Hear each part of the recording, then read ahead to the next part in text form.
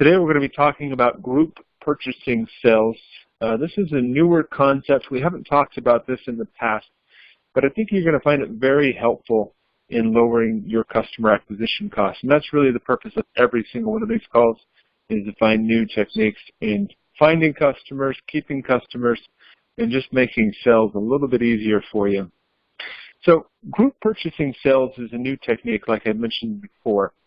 Essentially what we're looking at, if you look throughout the country, there's lots of different buying groups. These buying groups essentially combine their purchasing power to lower their overhead costs. So a few examples would be if they purchase common goods, or if they want to save money on freight and delivery, or if they want a centralized purchasing process, maybe have more vetted vendors that they can rely on, or if they have issues with the vendors, they can have more leverage. So individual companies may not get the same treatment as the large enterprise companies, but when they combine their purchasing power within a group, it makes their ability to deal with vendors much more effective, and they can also get wholesale discounts just like an enterprise company would. So think of it like this. If you're purchasing hosted voice services for your company, they'll typically quote you based on the number of seats that you have. If you had a purchasing group and that you were purchasing these hosted voice seats through, instead of getting the rate at $30 a seat, or for 30 seats, you would be able to get the rate for 1,000 seats, for instance. And so your overall costs would go down without having to actually purchase the 1,000 seats in order to justify a lower cost per seat.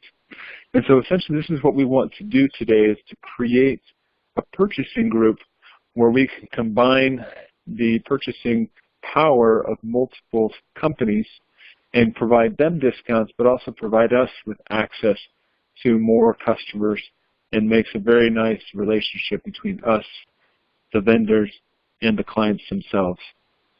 Typically, these purchasing groups are divided into different categories. I have a few examples here. It's definitely not limited to these 6. But let me just kind of give you a few ideas on different groups that you can form. Typically, purchasing groups are based off of verticals. They could also be based off of geography, the ethnicity of the business owners, alumni groups, religious groups, hobby-based groups, and many more.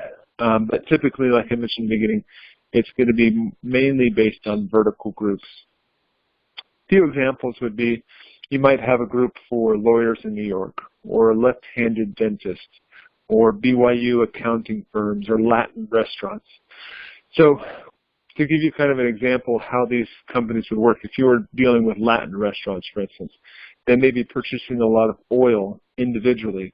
But if they were to combine their purchasing power, they could buy large sums of oil as a whole and get a wholesale rate and reduce that cost.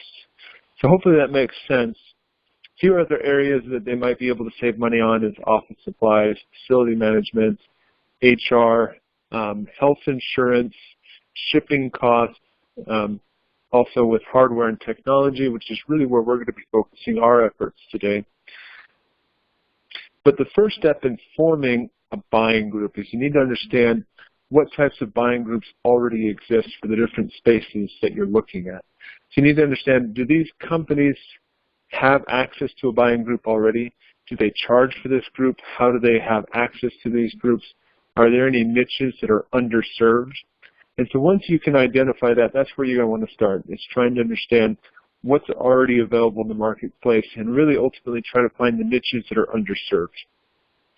The next step is to start reaching out to different vendors who you plan on working with and try to understand what types of discounts you can pre-negotiate. So you might say, look, here's a few milestones. If I had 1,000 seats, 10,000 seats, 100,000 seats, how much of a discount can you provide me for each of these milestones? And so that way you can know ahead of time what you're going to be dealing with and how you can help different groups. Now, the hardest part is getting this started from the beginning, because you're not going to have a lot of discounts from the very beginning, but that's okay because it's going to add up quickly as you continue to add new clients to this group. And there will be other benefits other than just technology advantages. You may consider creating, if it's a commonality like a vertical or geography, different discussion groups and calls and regular webinars or newsletters that discuss happenings and changes that are taking place within this industry. But again, you want to make sure that you have these vendor relationships lined up beforehand. On another note, you may not be able to create a vendor relationship for everything. So you may not try to pre-negotiate saving Latin restaurants oil from the very beginning. You want to start small and slow. So you may just start with hosted voice. You may start with IT security, or you may pre-negotiate deals with the managed IT company, and just start slowly, and then and once you kind of master one of these areas, then you can add other vendors and other products to the mix to continue to add value to this buying group. Next, you want to make sure that you have a website for the group. This just helps legitimize it and makes the acquisition much easier. And so as you go out and try to create these groups, you'll find that having the website will make it a lot easier, but ultimately what this whole model does is it essentially creates a monopoly for you, because you control the vendors, you control the relationships, and it makes these customers a lot more sticky. And like we mentioned in the beginning, ultimately what this is designed to do is to lower your customer acquisition costs. Because rather than just coming to a company and saying, look, let me see if I can get you a better deal on your hosted voice service, or let me see if I can help you with some managed IT, what this is doing is it's changing everything for these companies, because you're going to be able to bring them into a group that only they would belong to, and then help them save money because nobody else would have access to that group. And that's why we want to make sure that we do that research beforehand and know what types of groups are already available to make sure that we're catering to a space that doesn't have access to a buying group like this. Now, there's lots of different models for buying groups. Again, just kind of feel your way through it. You can charge the members. Probably don't want to do that right away because you don't have enough leverage quite yet. But as the group grows, you may have to add some overhead yourself, and so charging or using the revenue that's derived from the vendors. You'll want to make sure that you have folks that are in charge of this, because again, you're going to be offering support and help to these clients and be somewhat of a middleman for the vendors themselves. So with that, we'll go ahead and open it up for Q&A.